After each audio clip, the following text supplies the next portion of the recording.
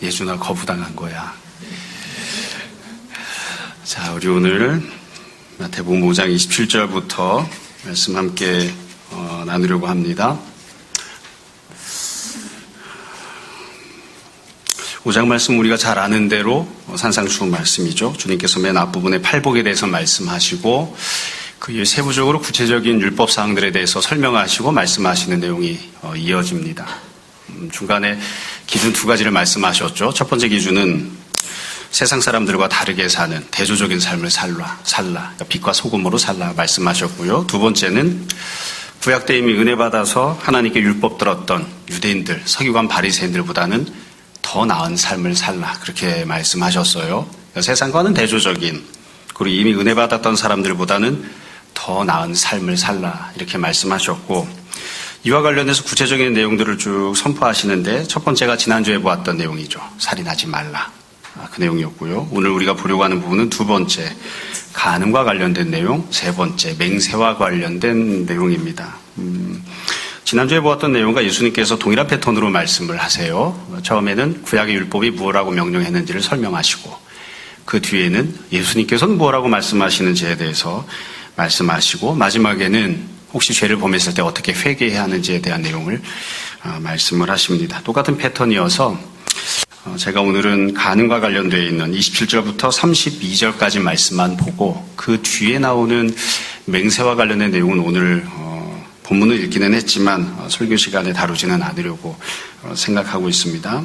27절부터 32절까지 간음과 관련된 내용을 보면 두 가지 내용으로 되어 있어요. 첫 번째 내용은 27절부터 30절, 두 번째는 31절부터 32절까지입니다. 잘 알고 있는 내용이지만 다시 한번 살펴보고, 또 어찌 보면 조금 이야기하기 껄끄러운 그런 내용들이 좀 들어있을 수도 있어요. 또 아이들과 함께 나누기 좀 부담스러운 내용이 들어있을 수도 있지만 그래도 어렸을 때부터 듣고 또 우리 스스로도 다시 한번 살펴보고 이렇게 하려고 합니다. 먼저 27절 말씀부터 볼게요. 처음에 구약 율법에 대한 말씀을 하시죠. 또 간음하지 말라 하였다는 것을 너희가 들었으나, 하나님께서 구약 이스라엘 백성들에게 10계명 주시면서 7계명에서 간음하지 말라 이렇게 말씀하셨습니다.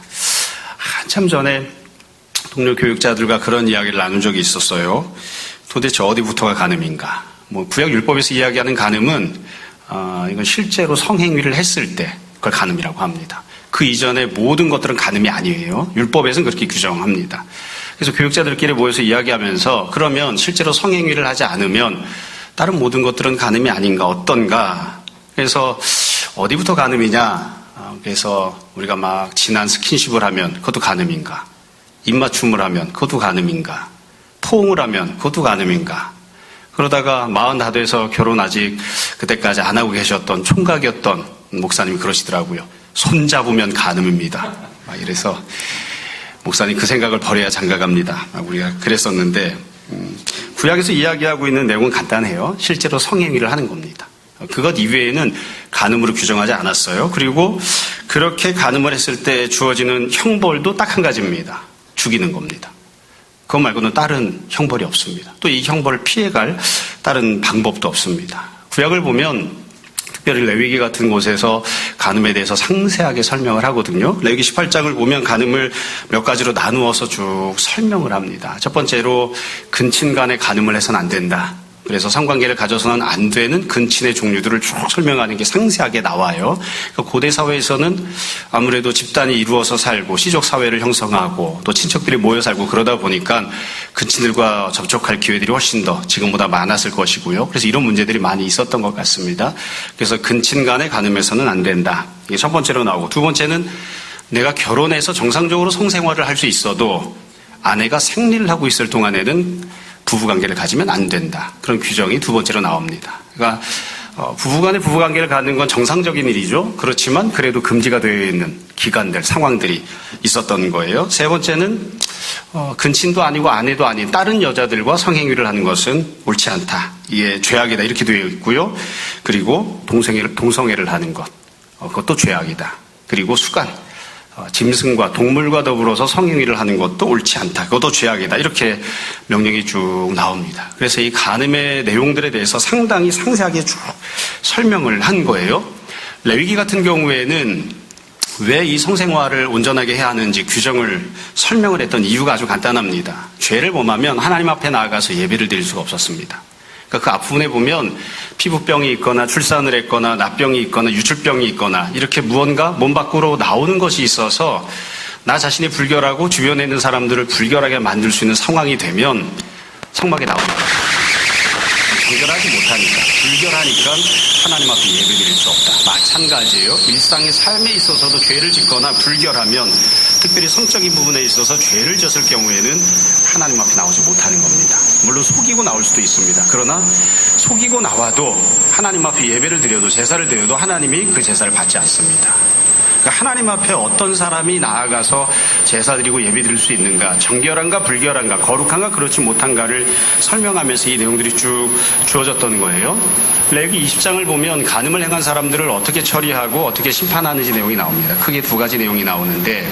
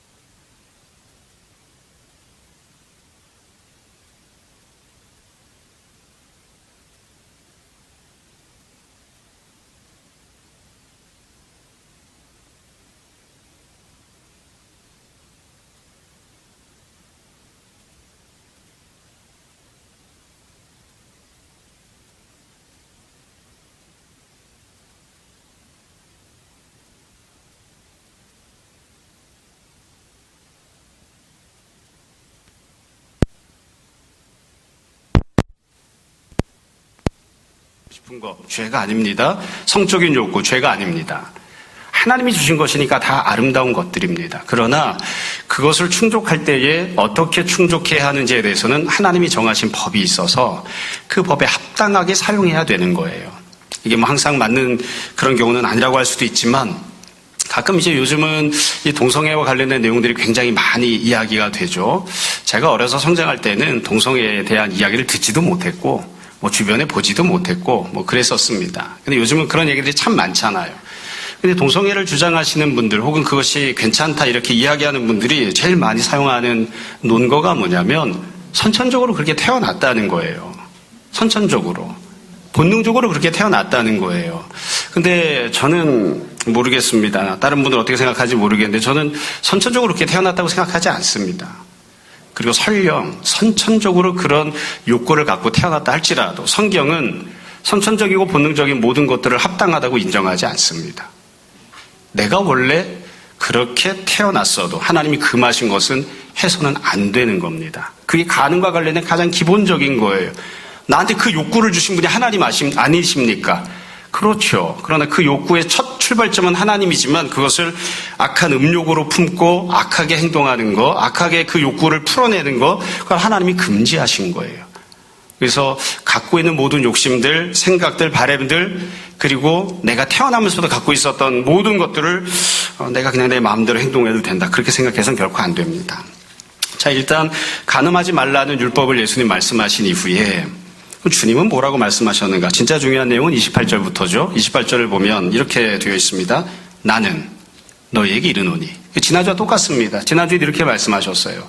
지난주에도 말씀드렸지만 헬라어에서 인칭대명사가 사용되면 강조하는 거거든요. 이 부분에서도 주님이 똑같이 인칭대명사를 사용하셨어요. 에고, 레고피민 해서 나, 바로 내가 너희에게 말하겠다. 세상 사람들이 가르치는 것과는 다르게, 모세가 율법을 통해서 너희들에게 주었던 것과는 다르게 내가 바로 너희에게 이렇게 이야기한다. 그리고 나서 이렇게 말씀하셨어요. 음욕을 품고 여자를 보는 자마다 마음에 이미 간음하였느니라. 이게 예수님께서 주신 새로운 기준입니다. 여기 보면 예수님께서 범위를 확장하셨죠. 두 가지 상세하게 나누셨습니다. 처음에는 음욕을 품는 거예요. 이건 마음으로 품는 거죠.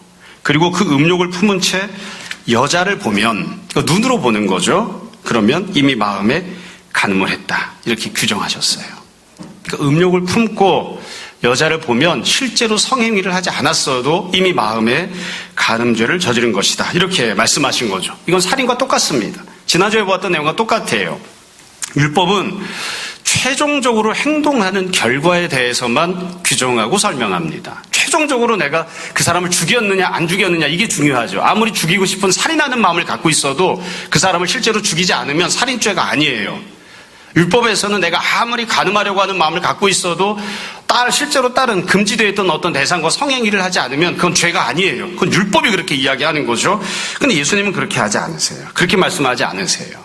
지난주와 똑같습니다. 그 이전까지로 돌아오시는 거예요. 처음에 어디서부터 출발했는가. 그래서 실제로 간음이라고 하는 행동을 하기까지 모든 과정들마다 다 몽땅 다 죄로 규정하신 거예요. 간음을 하기 전에 그 여자를 껴안았겠죠? 그것도 간음이에요. 그 여자를 쳐다봤겠죠? 그것도 간음이에요. 그 여자를 불러내서 같이 차를 마셨겠죠? 그것도 간음이에요. 그 여자를 바라본 것도 간음이고 그 여자를 향해서 음욕을 품는 것도 간음인 거죠. 그러니까 예수님께서는 실제로 성행위에 이르기 이전까지의 모든 과정과 단계를 다 나누어서 다 간음이라고 그렇게 규정하시고 말씀하셨습니다. 그러니까 율법과 다르게 보시는 거죠. 율법은 다시 말씀드리지만 최종적인 결과, 실제로 그 행동을 했는가 안 했는가만 중요하게 바라봅니다. 근데 주님은 그렇게 말씀하지 않으세요. 사실 주님께서 말씀하신 내용을 조금 논리적으로만 치밀하게 보자면 약간 좀 비논리적이에요. 왜 그러냐면 음욕을 품고 눈으로 봤잖아요. 눈으로 보았으면 실제로 죄를 범한 건 무엇입니까? 눈이잖아요. 그럼 이렇게 말씀하셔야죠. 눈으로 이미 간음했느니라. 이렇게 말씀하셔야 되겠죠. 근데 예수님이 눈으로 간음했다고 하지 않으세요. 네 눈이 이미 간음했다 이렇게 말씀하지 않으세요. 음욕을 품고 여자를 바라보면 네 마음이 이미 간음했다고 말씀하세요. 그러니까 이걸 우리가 있는 그대로 적용하면 내가 음욕을 품었어요. 그러면 그것을 겉으로 표현할 때 눈으로 행동을 했건 손으로 행동을 했건 발로 행동을 했건 입으로 행동을 했건 그거 중요하지 않아요. 입으로 행동을 했어도 손으로 행동을 했어도 눈으로 행동을 했어도 다 마음이 간음을 한 거예요. 마음이 이미 간음을 했다. 그렇게 말씀하십니다. 그렇기 때문에 마음의 음욕을 품으면 그 다음에 어떤 단계 어떤 행동을 했건 그건 별로 중요한 문제가 아닌 거죠. 예수님께서 굉장히 폭넓게 굉장히 상세하게 그리고 죄가 도대체 어디에서 출발해서 하나님이 무엇을 보시는지에 대해서 빠짐없이 이렇게 말씀해 주신 겁니다. 그래서 이게 우리가 갖고 있는 기준입니다. 그래서 우리는 누군가를 향해서 정죄할 때, 판단할 때 이 기준을 쓰지는 않아요. 세상에서도 이 기준을 쓰지는 않아요. 그러나 우리 스스로가 하나님 앞에 섰을 때에는 이 기준을 가지고 하나님 앞에 서는 겁니다. 하나님도 이 기준을 가지고 판단하실 겁니다. 우리가 하나님 앞에 섰을 때 저는 7계명을 어기지 않았습니다. 나는 배우자 위에 또 다른 누군가와 또 다른 이성과 성행위를 한 적이 없습니다. 그렇게 이야기하면서 나는 죄가 없습니다. 이렇게 이야기할 수도 있어요. 그럼 하나님 이렇게 말씀하실 거예요. 너는 율법을 잘 지켰다. 그러나 내가 너를 판단하는 기준, 네가 죄인인지 아닌지를 판단하는 기준은 율법이 아니야. 내가 죄라고 하는 것을 네가 했는지 안 했는지가 중요한 거죠. 네 눈이, 네 손이, 네 발이 그리고 네가 시간을 사용하고 돈을 사용한 것이 그리고 근본적으로 네 마음과 네 영혼이 내 앞에서 간음을 했다. 그러므로 너는 사형에 해당한 자고 지옥불에 들어가야 된다. 이게 하나님이 판단하실 내용인 거죠. 예수님께서 전혀 새로운 기준을 말씀해 주신 겁니다. 그 뒤에 29절부터 보면 지난번과 똑같습니다. 만약 간음을 행했을 때, 죄를 범했을 때에는 어떻게 해야 되는가, 어떻게 회개해야 되는가, 이 문제를 어떻게 처리해야 되는가와 관련된 말씀을 예수님이 하셔요. 29절에 보면 만일 네 오른 눈이 너로 실족하게 하거든 빼어내버리라. 네 백체 중 하나가 없어지고 온몸이 지옥에 던져지지 않는 것이 유익하다. 오른쪽 눈이 범죄하면 빼버리라고 말씀하셨어요. 30절에 보면 또한 만일 네 오른손이 너로 실족하게 하거든 찍어내버리라. 네 백체 중 하나가 없어지고 온몸이 지옥에 던져지지 않는 것이 유익하다. 이렇게 말씀하셨습니다. 여러분 이 내용을 보면 굉장히 심각하게 말씀하시죠. 우리가 잘 알고 있는 내용은 익숙한 내용은 사실 간음하지 말라 이거보다 이 부분인 것 같아요. 그래서 늘 고민을 하잖아요. 실제로 뽑아내야 되는가 실제로 찍어내야 되는가 이것 때문에 고민을 하죠. 여러분 예수님께서 오른쪽 눈이 너를 실족하게 하거든 이렇게 했는데 사실 주님은 구체적으로 오른쪽 눈이 어떤 범죄를 했는지를 언급하진 않으셨습니다. 여러분 눈으로 할 수 있는 죄가 뭐가 있을까요? 눈으로 행할 수 있는 죄가 뭐가 있습니까? 사실 뭐 눈으로 할 수 있는 거 보는 것 말고는 없잖아요. 그러니까 눈으로 할 수 있는 죄가 없어요. 눈으로는 사람 못 죽입니다. 눈으로는 도둑질 못합니다. 그래서 눈으로 어길 수 있는 율법은 없습니다. 율법을 어길 수 있는, 눈으로 할 수 있는 행동은 아무것도 없어요. 그럼 여기서 눈으로 예수님 말씀하시는 눈이 너를 실족하게 하는 건 뭘까요? 이거 우리가 국어 시간에 늘 하는 이야기예요. 앞에 무슨 내용 나왔는지 문맥 속에서 읽어야 되죠. 지금 무슨 내용을 이야기하고 있나요? 간음에 대한 내용을 이야기하고 있잖아요. 그러니까 눈이 너를 실족하게 한다는 건 간단해요. 네가 음욕을 품고 그 악한 마음이 너의 지체를 휘둘러대서 네 눈이 음욕을 품은 채로 다른 여자를 바라볼 경우에 그 눈을 뽑아내버려라. 이렇게 말씀하신 거예요. 이건 뒤에 나오는 손도 마찬가지예요. 오른쪽 손이 행할 수 있는 죄가 뭐가 있을까요? 손으로 행할 수 있는 죄는 굉장히 많아요. 다른 여러 종류의 죄악들을 지칭해서 이야기한 것으로 말할 수도 있습니다. 해석할 수도 있어요. 그러나 이것도 똑같죠. 지금 무슨 문맥에서 이야기하냐면 간음에 대한 문맥에서 이야기하잖아요. 네가 음욕을 품고 그 음욕에 휘둘려서 네 오른손이 다른 여자를 만지거나 다른 행동을 하거나 그래서 그 손으로 네가 범죄를 하게 되면 차라리 그 손을 찍어내는 것이 낫다.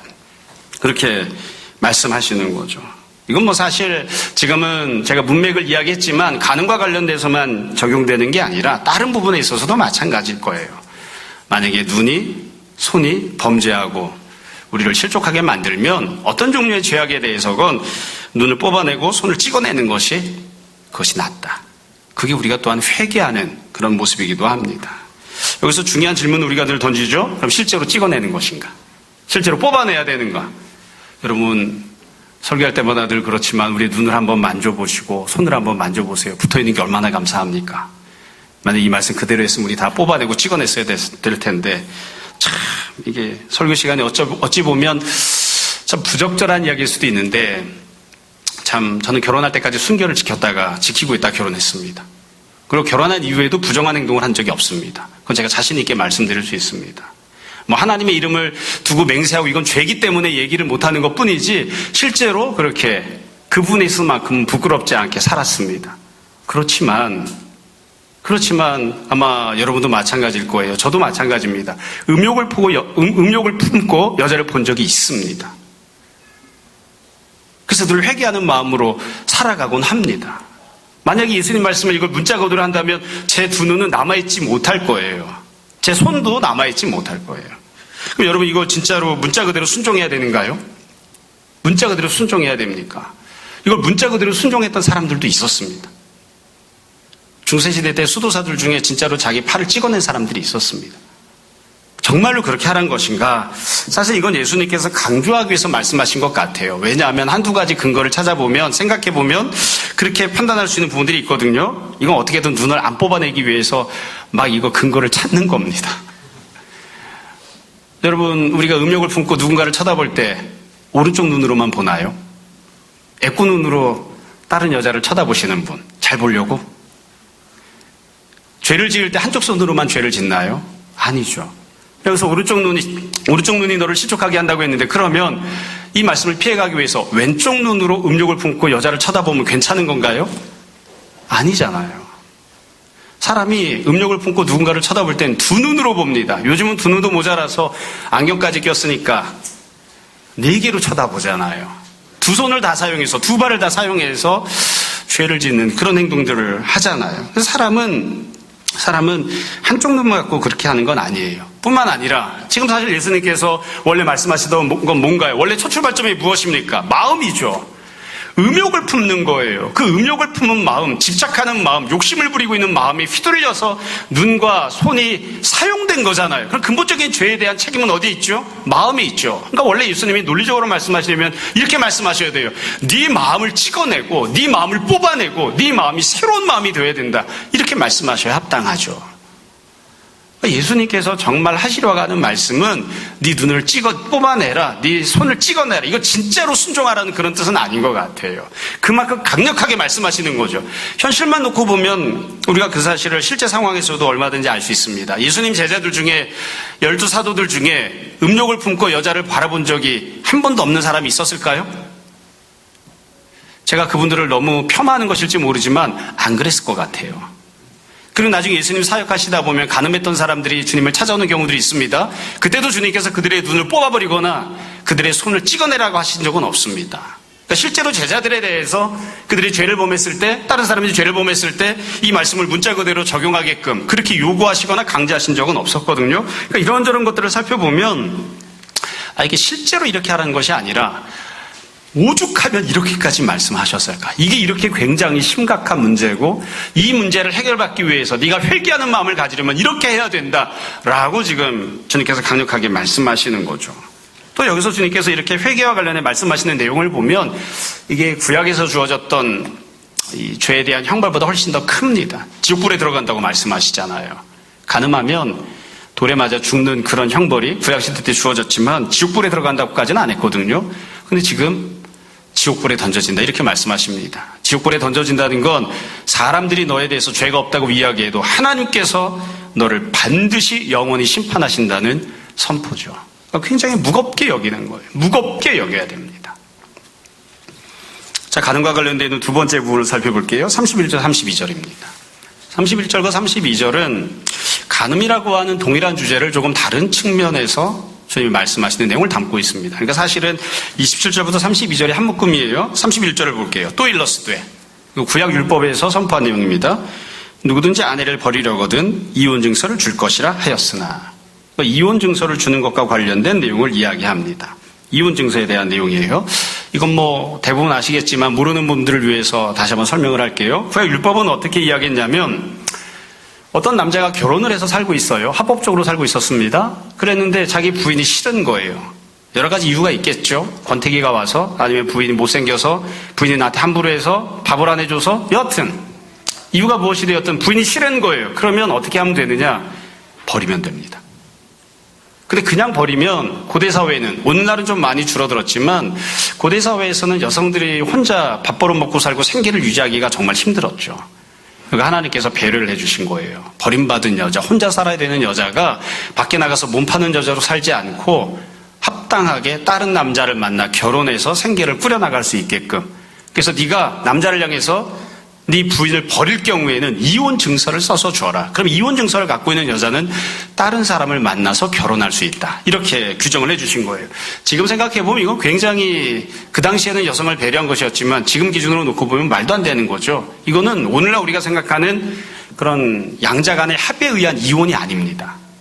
표현은 이혼 증서라고 되어 있지만 이혼이 아니에요. 이건 그냥 버리는 거예요. 남자가 버리고 싶으면 버리는 거예요. 그래서 이거를 조금 적나라하게 표현하면 이렇게 이야기할 수 있어요. 유대인 남성이 법을 어기지 않고 자기가 다른 여자를 좋아하게 됐을 때 합법적으로 다른 여자를 자기 부인으로 삼을 수 있게끔 해주는, 그게 이혼 증서를 써서 버리라고 하는 규정입니다. 이게 율법에서 허용을 한 내용이에요. 제가 만약 여성이었으면 이런 규정을 읽으면 막 우라통이 터졌을 것 같아요. 자, 그러면 이런 규정과 관련해서 예수님은 뭐라고 말씀하셨는가? 32절 보세요. 주님 이렇게 말씀하십니다. 나는 너희에게 이르노니. 똑같습니다. 예수님을 강조하는 거죠. 바로 내가 너희에게 이야기한다. 이렇게 말씀하세요. 누구든지 음행한 이유 없이 아내를 버리면 이는 그로 간음하게 함이요. 또 누구든지 버림받은 여자에게 장가드는 자도 간음함이니라. 버리지 말라는 겁니다. 예수님께서는 버리지 말라 이렇게 말씀하세요. 버리지 말라는 이유를 말씀하시면서 버리면 네가 죄를 짓는 거다 이렇게 말씀하시지 않고 버리면 그 여자도 간음하게 만드는 것이고 그 여자에게 새로 장가드는 남자도 간음하게 만드는 것이니까 네가 다른 사람들을 죄를 짓게끔 만드는 그 역할을 하는 거니까 그 행동을 하지 마라. 이렇게 버리지 말라. 이렇게 말씀하신 거예요. 그래서 이 31절, 32절을 크게 보면 이렇게 이야기할 수 있습니다. 율법에서 허용한 부분이 있습니다. 그러니까 이건 죄가 아니에요. 유대인들은 이걸 죄라고 여기지 않았어요. 이렇게 해도 돼요. 이렇게 해도 돼요. 자기 부인이 싫으면 버리면 돼요. 대신 이혼 증서만 써서 주면 돼요. 그건 하나님 뜻에 합당한 것이고 율법을 지키는 거예요. 그러니까 유대인들은 자기 부인을 버리면서 어떠했느냐? 양심의 가책을 받지 않았어요. 내가 뭘 잘못했는데. 하나님이 허용해 주신 범주 안에서 내 권리를 행사했는데 뭐가 문제인데. 그렇게 생각한 거예요. 여기에 대해서 예수님이 지금 말씀하신 거죠. 하나님이 그걸 허용하셨다고? 율법이 허용했으면 그게 하나님 뜻에 합당하다고? 천만에. 하나님께서 정말로 원하시는 게 율법을 지키는 것이냐? 아니다. 하나님이 정말로 원하시는 것을 율법은 다 담아내지를 못했다. 하나님이 정말로 원하시는 건 네가 네 멋대로 살기 위해서 너와 함께 살고 있던 여자를 갖다 버리는, 그게 하나님 뜻이 아니다. 버리지 마라. 그렇게 지금 말씀하신 거예요. 그러니까 지금 이게 간음과 관련해서, 가정생활과 관련해서 앞부분에서는 내가 적극적으로 죄를 짓는 거죠. 간음하는 거, 행하지 말라는 것이었고요. 지금은 합법적인 테두리 안에서 내 욕심대로 사는 거죠. 그거 허용되었다 할지라도 그거 행동하지 마라. 그렇게 말씀하시는 거예요. 여기 보면 부수적으로 우리가 알 수 있는 부분이 한 가지 더 있습니다. 이 부분을 조금 더 생각해 볼 필요가 있는데요. 주님이 말씀하시면서 이렇게 말씀하셨어요. 누구든지 음행한 이유 없이 아내를 버리면, 그러니까 내 아내가 간음을 했어요. 다른 남자가 있어요. 이혼해도 됩니다. 배우자가 간음을 해서 7기를 어겼을 경우에 이혼해도 됩니다. 그건 구약 때도 그렇고 신약 때도 그렇습니다. 오늘날에도 마찬가지입니다. 만약 누군가가 찾아와서 내 남편이 간음을 했습니다. 난 용서를 못하겠습니다. 그러면 이혼하십시오. 괜찮습니다. 그건 내가 가정을 깬 게 아닙니다. 물론 제일 좋은 건 내가 용서하고 참고 사는 거죠. 그 사람을 변화시키기 위해서 노력하고 사는 것이죠. 근데 내가 그걸 감당할 힘이 없다 그러면 이혼을 한다고 해서 그걸 죄라고 이야기하지 않습니다. 그건 그 사람이 가정을 깬 것이니까요. 근데 우리가 여기서 만약에 배우자가 결혼을 깼을 경우에 이혼을 할 수 있다. 이렇게 생각해 보면 조금 더 생각해 보면 다른 부분들도 우리가 생각할 여지들이 있어요.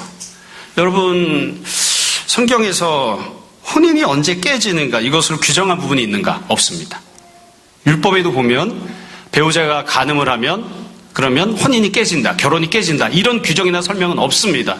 그럼에도 불구하고 배우자가 간음을 했을 때 가정이 깨진다는 걸 우리가 현실적으로 잘 알고 있죠. 뿐만 아니라 동시에 근본적으로 결혼과 관련된 하나님 말씀을 통해서 우리가 알 수 있습니다. 창세기를 보면 또 다른 부분들을 보면 모세가 결혼과 관련해서 이렇게 규정을 했어요. 사람이, 남자입니다. 남자가 부모를 떠나 아내와 연합하여 한 몸이 될지니라. 그래서 결혼과 관련된 규정이 성경에 나오는 규정이 중요한 게 두 가지가 있는 거예요. 첫 번째는 남편이 부모를 떠나는 겁니다. 두 번째는 남편과 아내가 한 몸이 되는 겁니다. 그래서 결혼이 깨지는 건 부부 사이에 또 다른 육체가 들어올 때 결혼이 깨지는 거예요. 남자가 다른 사람을 사랑하는 마음을 가졌어요. 그것으로도 결혼이 유지가 되기 어렵지만 그러나 그것 때문에 이혼 사유가 되지는 않아요. 내가 다른 배우자, 다른 이성과 성관계를 갖기를 원해요. 그것 때문에 이혼 사유가 되진 않아요. 실제로 문제가 있을 때, 간음을 했을 때만 이혼 사유가 되는 거예요. 근데 이 부분들 잘 생각해 보시면 여러분, 예수님께서 말씀하신 걸 있는 그대로 적용을 해보자고요. 예수님께서는 근본 정신에 대해서 말씀하시죠. 하나님께서 원래 규정하신 것을 말씀하신다고요. 그리고 잘 생각해 보면 왜 도대체 결혼과 가정에 대한 이야기를 할 때에 간음 한 가지만 자꾸 언급이 되었을까? 원래 결혼이라고 하는 것은 어떻게 해서 형성된 겁니까? 첫 번째, 남자가 부모를 떠나야 됩니다. 그게 하나님의 규정이에요. 두 번째, 둘이 한 육체를 이루어야 됩니다. 한 몸을 이루는 겁니다. 이 두 가지 중에 무엇이라도 깨지면 가정이 깨지는 거예요. 그럼 원래 율법은 어떻게 만들어졌어야 제일 타당할까요? 1번, 남편이 부모로부터 떠나고 독립하지 못했을 때 그것이 하나님 보시기에 합당한 가정의 모습이 아니므로 하나님 앞에 죄임으로 그 남편을 향하여 이와 같은 형벌을 주겠다. 내용이 당연히 있어야죠. 근데 그 부분 생략된 거예요. 2번, 둘이 한 몸을 이룰지니라. 근데 그 둘이 한 몸을 이루는 부분에 있어서 죄를 범하면 당연히 형벌이 있는 거죠. 그 부분은 율법에 내용이 있어요. 그러니까 유대들은 어떻게 생각했냐면 율법 안에 내용이 있기 때문에 간음을 하면 가정이 깨진다는 것을 받아들였어요. 간음을 하면 이혼할 수 있다는 것을 인정을 했어요. 그러나 율법에는 없기 때문에 남편이 부모로부터 독립하고 제가 늘 이야기하는 대로 신앙적으로, 정치적으로, 사회적으로, 문화적으로, 경제적으로 독립한 완전한 주체가 되어서 자기 아내와 자녀들을 건사하는 그런 가정을 꾸리지 못하면 그건 하나님 앞에서 죄를 짓고 있는 겁니다. 하나님 앞에 마땅히 심판을 받아야죠. 그건 가정을 깨는 행동이니까요. 하나님께서 가정을 꾸릴 때 처음에 그 두 가지 조건으로 가정을 만드셨다고요. 그게 가정의 기본적인 형태예요. 근데 왜 첫 번째는 항목이 없을까? 율법적인 규정도 없고 그리고 또 거기에 대한 형벌도 없을까? 그러니까 그건 형벌이 없으니까, 율법 내용이 없으니까 지키지 않아도 무방한 것인가? 예수님 말씀하신 대로 치면 우리 그렇게 이야기할 수 없습니다. 정말 하나님이 원하시는 건 무엇인가요?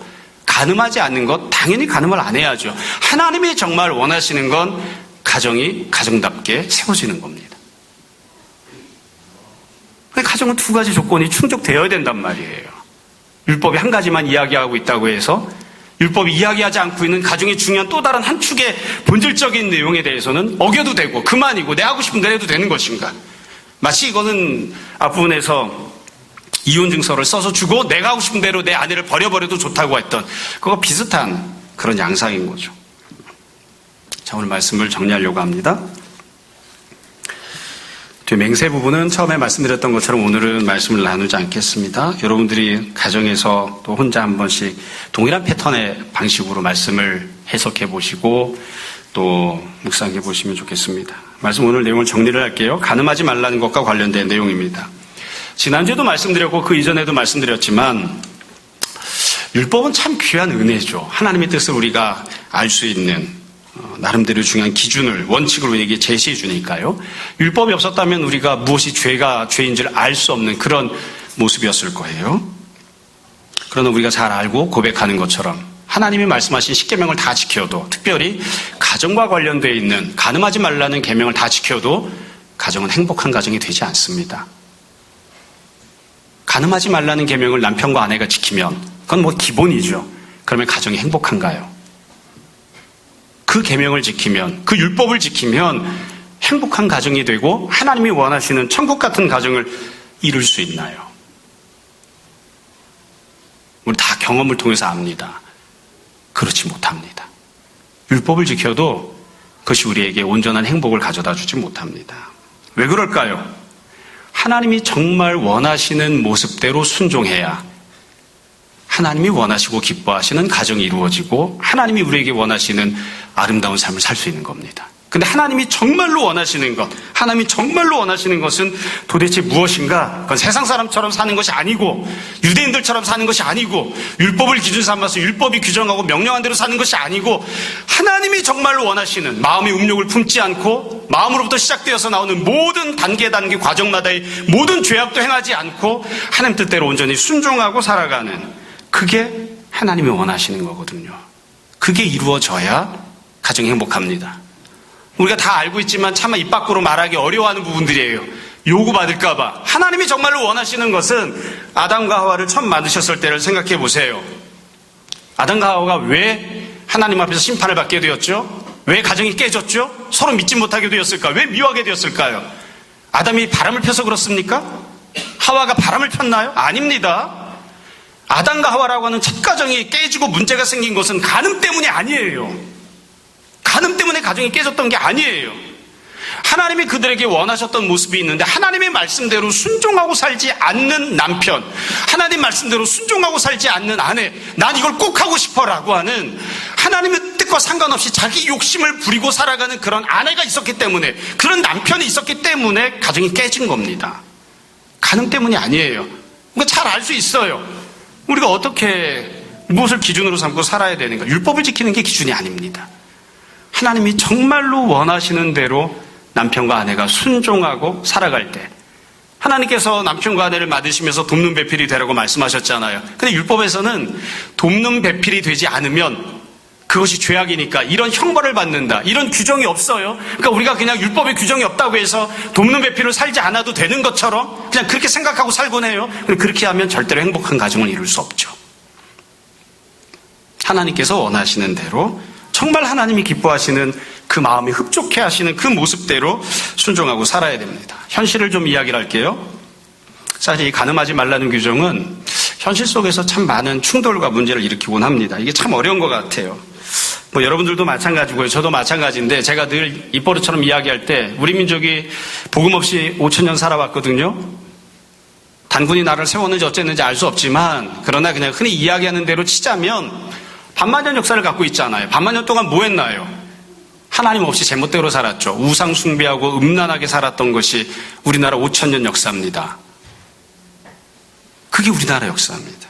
그래서 우리는 음란하게 사는 것, 간음하며 사는 것이 익숙한 문화 속에 있습니다. 그래서 이 말씀을 지키고 살기가 참 쉽지 않아요. 얼마 전에 그런 기사를 본 적이 있어요. 모든 청소년이 아니고 10대의 성 경험이 있는 청소년에 대해서 조사를 해보면 13.6세에 첫 경험을 한다고 그래요. 모든 청소년이 대상은 아닙니다. 그러니까 처음 간음을 하는 삶을 시작하면 일찍 그런 것들이 시작되어지는 그런 현실이 된 거예요. 뿐만 아니라 요즘에는 그렇죠. 청년들이 결혼이 늦어지죠. 요즘은 40이면 젊습니다. 청년들이 결혼이 늦어지면서 혼전 순결을 지키거나 순결하게 살다가 배우자를 맞이하는 경우들이 참 현실적으로 어려워진 경우들이 참 많습니다. 그래서 제가 그냥 쉽게 이야기할 때 사랑하는 사람이 생기면 그럼 빨리 결혼을 해라 이렇게 이야기하거든요. 사랑하는 사람이 생겨야 결혼을 할 거 아닙니까? 결혼하려고 하면 그냥 손가락만 빨고 결혼할 수는 없잖아요. 조건들이 좀 뭔가가 준비가 되어야 결혼할 거 아닙니까? 그러니까 이게 참 지키기 어려운 그런 상황들이 많이 되었어요. 그래서 이 말씀대로 순종하고 사는 것이 현실적인 여러 부분들에서 어려움들이 참 많이 생기곤 합니다. 여러분, 지난주와 똑같습니다. 우리가 이 말씀에 순종하고 살려고 하면 자꾸 이렇게 부대끼는 것들이 생겨납니다. 그리고 내 힘으로 할 수 없다는 것이 자꾸 우리가 경험하게 돼요. 나는 7계명을 안 어겼으니까 그것으로 만족하려고 하면 누구나 다 우리가 만족하며 지낼 수 있는 그런 수준이 되는데, 내가 배우자 안에서 하나님이 원하시는 행복하고 아름다운 가정을 꾸리고 살아야 되는데, 내가 내 아내를, 내 남편을 도우며 살아야 되는데, 하나님이 원하셨던 그런 이상적인 가정이 내 안에서 이루어져서 우리가 이 땅에서도 천국을 누리다가 주님 만난 다음에 천국에 올라가서도 천국을 누리는 그런 삶을 살아야 되는데, 이렇게 생각하다 보면 우리 힘으로 할 수 없다는 것을 늘 고백하게 되죠. 그걸 노력하지 않는 사람은 잘 모릅니다. 내 가정이 천국이 되게 해주십시오. 이것을 소망하고 이것을 위해서 노력하지 않으면 이게 얼마나 순종하기 어려운 명령인지 잘 몰라요. 근데 그걸 깨닫게 되면 동시에 고백하는 거죠. 내 힘으로 할 수 없습니다. 성령님께서 저에게 능력을 주셔서 제 눈을 뽑아내도, 제 팔을 찍어내도 계속해서 음욕이 내 마음속에 판을 치고 살 텐데, 제 마음을 찢어주시고, 제 마음을 태워주시고, 제 마음을 바꿔주시고, 우리의 영혼이 거듭나 새로운 피조물이 된 것과 마찬가지로 내 마음도 새로운 마음 되게 해주십시오. 성령님께서 주장해 주셔야 됩니다. 우리가 그렇게 고백하게 되는 거죠. 그래서 다 이 말씀에 순종하려고 하면 주님 앞에 다 기도하게 됩니다. 그럼 우리가 다 그런 기도하는 모습으로 살 수 있었으면 좋겠습니다. 여러분들이 잘 아시겠지만 높아심에 한 가지만 더 말씀드리고 오늘 말씀을 마무리하겠습니다. 이 말씀을 들을 때마다 모르겠어요. 아직 우리 어린 아이들은 왜 간음을 하지? 이렇게 생각할 수도 있지만, 양심에 손을 얹고 생각했을 때 이미 저는 간음을 했습니다. 그런 사람은 어떻게 해야 되는가? 사실 그게 우리에게 현실적인 문제로 다가오는 때들이 있습니다. 그렇죠? 목회를 하다 보면 청년들이 결혼을 앞두고 결혼하겠다고 찾아오는 때들이 있어요. 그때 아직 저는 자매로부터 그런 얘기를 들은 경우는 극소수였고, 형제들로부터 그런 얘기를 들은 적들이 꽤 있습니다. 제가 성적으로 순결하게 살지 못했습니다. 그리고 지금 결혼을 합니다. 근데 마음이 괴롭습니다. 어떻게 해야 됩니까? 그럼 제가 두 가지 이야기합니다. 첫 번째는 절대로 죽을 때까지 비밀로 하고 배우자에게 말하지 마라.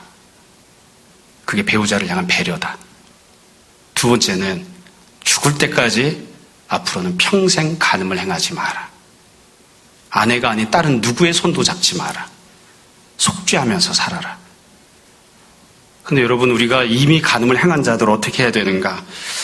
예수님께서 이와 같이 간음하지 말라고 말씀하셨지만 주님 주변에는 창녀들이 가득했습니다. 주님께서 그들을 용서하시고 받으시고 그들의 허물을 떠들어대시는 것이 아니라 그들이 새로운 삶을 살 수 있는 기회를 주셨던 것도 우리가 늘 생각했으면 좋겠습니다. 여러분, 우리가 삶을 살아가면서 빛과 소금으로 살아가는 사람들, 서기관과 바리새인들보다는 더 나은 의를 가지고 살아가는 사람들, 주님 앞에 칭찬 듣고 인정받는 사람들로 살았으면 좋겠습니다. 그런 삶을 소망하도록, 또 그런 삶을 살아갈 수 있도록 성령님께서 늘 우리를 붙잡아 주시고 역사하시고 인도해 주시기를 주님 이름으로 축원합니다. 잠시 기도하겠습니다. 주님, 때때로 우리 마음속에 형제를 미워하는 강한 욕심들이, 또 때때로 우리 마음속에 내 욕구를 풀고자 하는, 내 욕심대로 살고자 하는 강한 집착들이 자리 잡는 때들이 참 많이 있습니다. 우리가 얼마나 어리석은지, 우리가 얼마나 욕심과 죄악이 가득한지 주님께서 잘 아십니다. 우리를 불쌍히 여겨주시고 우리 모두에게 다 새로운 마음을 허락하여 주옵소서. 주님, 우리가 다 주님을 기쁘시게 하는 자들로, 또 주님의 마음에 합당한 자들로 살기를 원합니다. 그저 율법을 지키는 데 머물러 있는 것이 아니라 주님 말씀을 붙들고 순종하며 그리하여 주님께 인정받는 자들, 칭찬되는 자들 되게 하여 주옵소서. 주님, 우리가 주님 사랑하여 드린 예물들이 있습니다. 주의 영광 위하여 쓰임받기 원하며 이 모든 말씀 예수님 이름으로 기도합니다.